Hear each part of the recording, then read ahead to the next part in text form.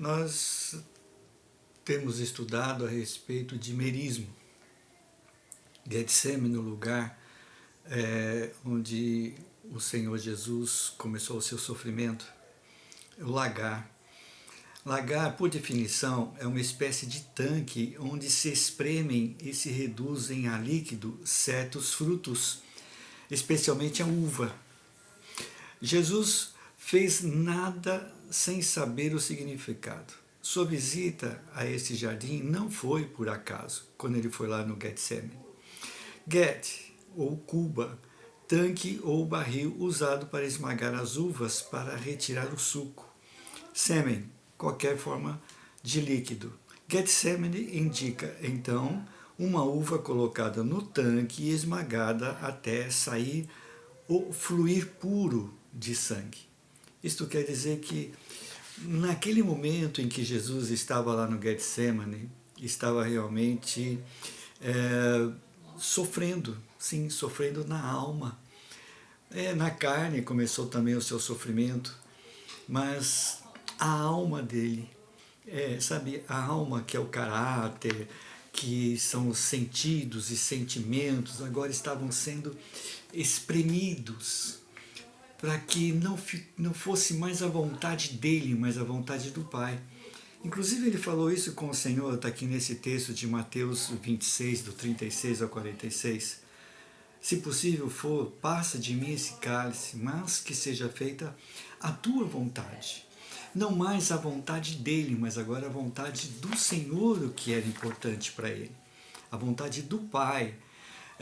E se a vontade do Pai é que começou a prevalecer na vida dele, e até nos atos e na vontade, é porque a alma, a vontade dele, o caráter dele já não estava mais com autoridade, mas autoridade agora vem no Espírito, porque a vontade do Pai se manifesta através do Espírito, em nosso Espírito.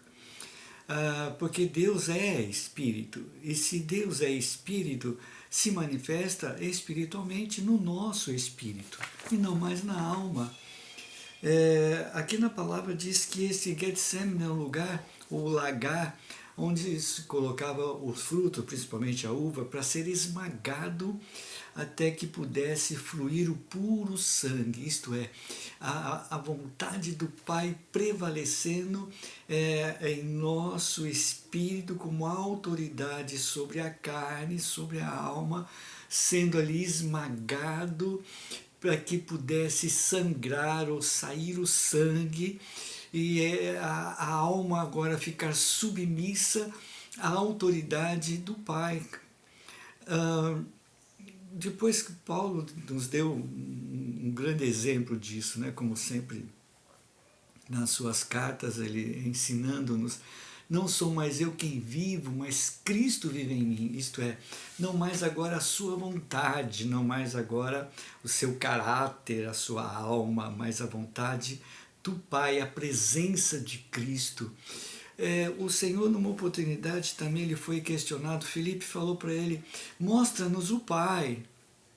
Então Jesus disse, Filipe, é tanto tempo que nós estamos juntos, e você ainda quer que eu mostre o Pai? É só olhar para mim.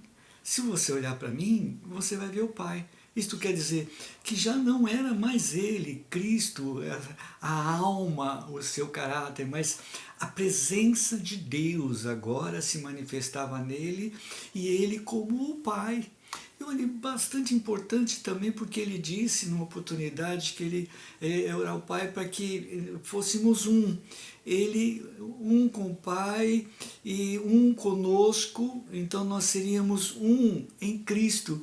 Isto é, a presença de Cristo, a presença do Pai, do Espírito, porque a palavra me diz que se eu crer no Senhor e Salvador Jesus Cristo, então ele faz de mim templo do Espírito Santo, é o Espírito Santo de Deus. Então, a presença de Deus, então não mais eu, mas a presença de Deus, Deus em mim, não mais a minha alma, o meu caráter, a minha razão como autoridade, não, mas a presença dele em mim, a presença dele em você quando você crê e você está debaixo dessa autoridade. As formas de vida vêm do coração, está lá em Provérbios 4.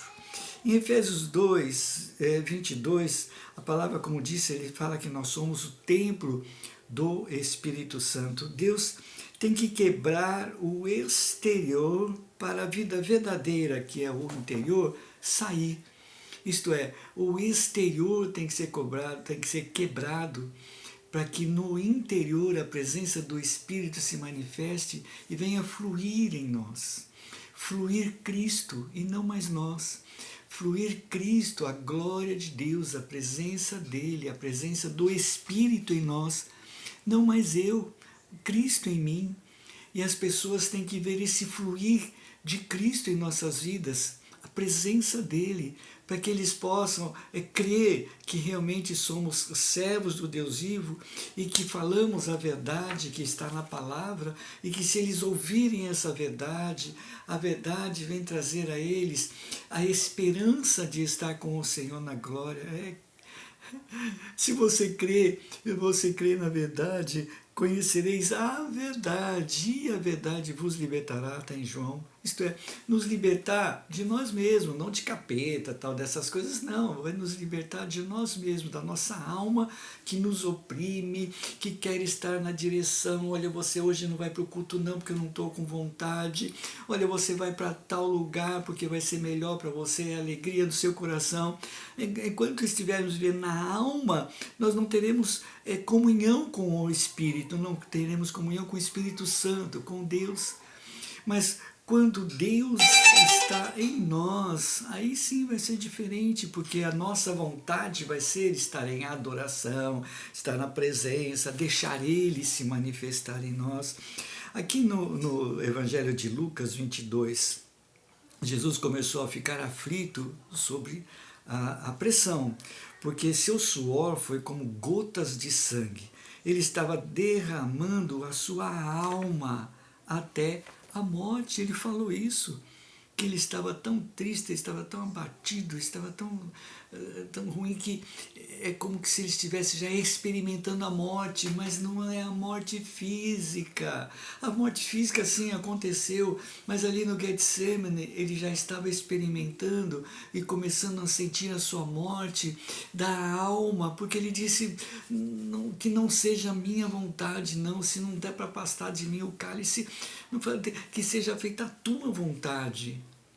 Ele já estava sendo espremido, já estava sob pressão, a alma dele estava sofrendo, a alma não queria passar por isso, mas ele declarou, ele preferiu, ele quis, que era o plano de Deus, o projeto do Pai, que a vontade do Pai prevalecesse. E quantos de nós passamos por essa aflição, que até muitas vezes nem sabemos o que é, o porquê acontece, mas Deus cobrando de nós uma posição e que nós muitas vezes não queremos obedecer, porque vai ser difícil, porque não precisa ser assim, porque Deus e tal. Não, quanto mais nós estivermos na obediência, nós vamos nos anulando a nossa alma. Ah, mas anular a alma, pastor, brincadeira. Então, o Deus vai fazer o quê?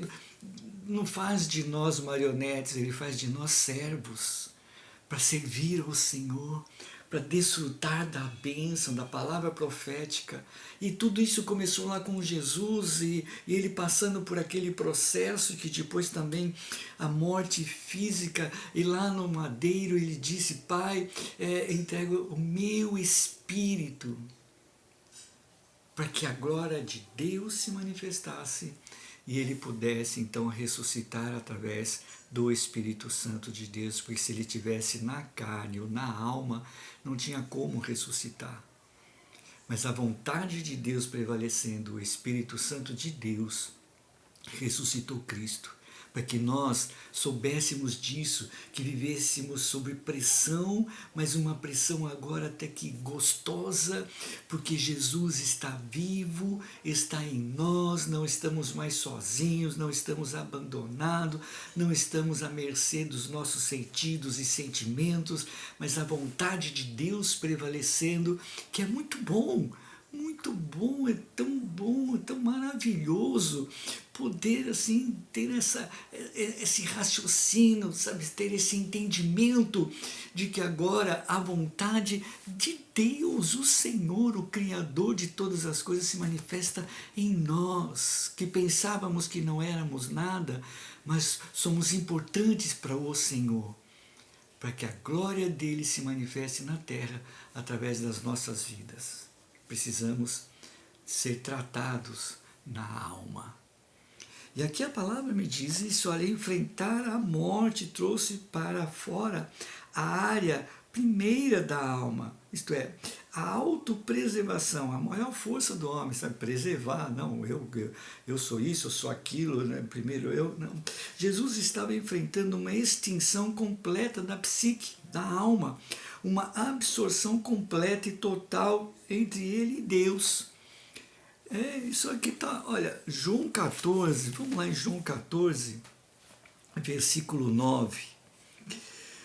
Jesus, depois que foi cobrado, né, Filipe disse a ele, Senhor, mostra-nos o Pai, isso nos basta. Então ele diz, Filipe, há tanto tempo que estou convosco, ainda não me conheces, quem vê a mim vê o Pai. Como podes dizer, mostra-nos o Pai?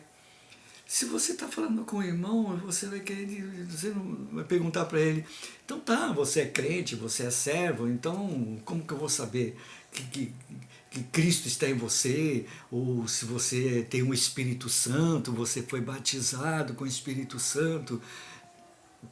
Aquela pessoa pode dizer, mas tanto tempo que a gente se conhece, quanto tempo que nós somos irmãos em Cristo, quantas vezes você deu a paz do Senhor, me abraçou e até me deu o ósculo santo e quer que eu mostre o Pai?